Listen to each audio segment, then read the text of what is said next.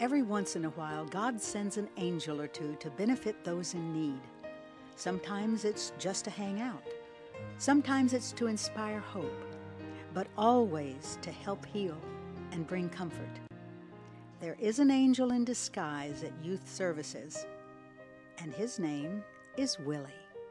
We join Debbie Forche, who is the president and CEO of this facility, to tell us about the important part that Willie plays in the lives of the young people here. How this rescued shelter dog lives and connects with these kids in their shelter experience. Debbie, what a pleasure to meet Willie. Thank you, Pat. How long has Willie been here? Willie has been with us almost 3 years, I think. Wow. Actually, well, let's take that back. Actually, about 2. 2 years. And so we've been totally blessed. Oh, absolutely. And you know, sometimes God sends these little angels, and they're in the form of pets like this. Mm-hmm.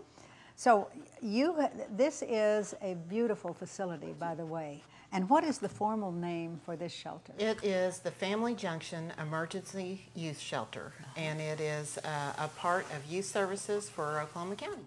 Of course, when you called me about Willie, I was just so anxious to meet him because these dogs are therapy dogs. You know, what they give is love. What they inspire is trust.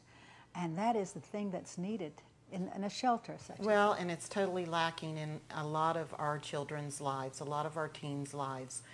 The reason they're with us is because they've been abandoned or neglected or abused. Mm-hmm. And to have a dog, a pet, who is right there, you know, licking them awake or, you know, welcoming them home from school or from an activity or whatever, it's really exciting because, you know, they may not have had that. They may not have had that from parents. And there is such a relationship because this dog was a shelter dog, was he not? He was.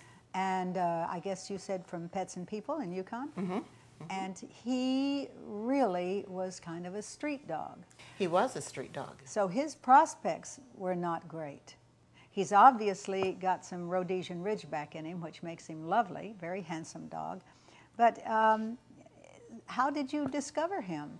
Well, he actually ended up on the front porch of our CFO COO, William Alexander's house. Well, William already has 3 dogs. Oh. And so an additional dog was going to be a real problem for his household. So he took the dog over to the Yukon Animal Shelter and with the hopes that somebody would adopt him. Well, they didn't.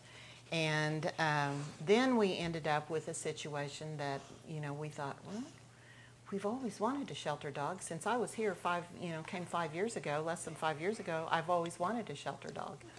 And so when we were able to figure it out that we were able to have one, and we got it approved through DHS and through the health department, we beat a path to the shelter to get him. Wow.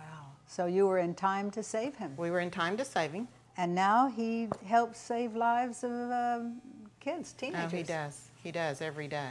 And as I say, there is such a relationship because he understands and he inspires the trust that they lack, which is very, very important. So when you came to this facility, which is the Family Junction Emergency Youth Shelter, when you came here 5 years ago, what kind of changes did you have in mind? What were your hopes and dreams for this place? One of my major hopes was to make this as much of a home as we could make it for whatever time the kids were with us. Now, sometimes they're here 24 hours overnight. Sometimes they're here for months.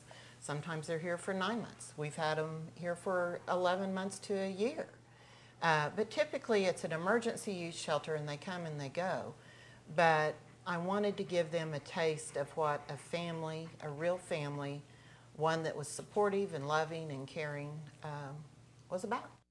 So, Christina, you are the assistant director of this facility, this shelter. Yes, ma'am. So you probably know this dog as well as anybody. Willie has rapidly become one of my best friends here. We spend a lot of time together. I can see that.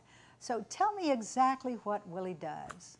Willie has become sort of a therapist and counselor for the kids that we have in our facility. All right. A lot of times when the kids come in, they're very anxious, they're very scared to be here in a new facility. The staff members may all somewhat be the same to them, but the one person or animal that they can identify with is Willie.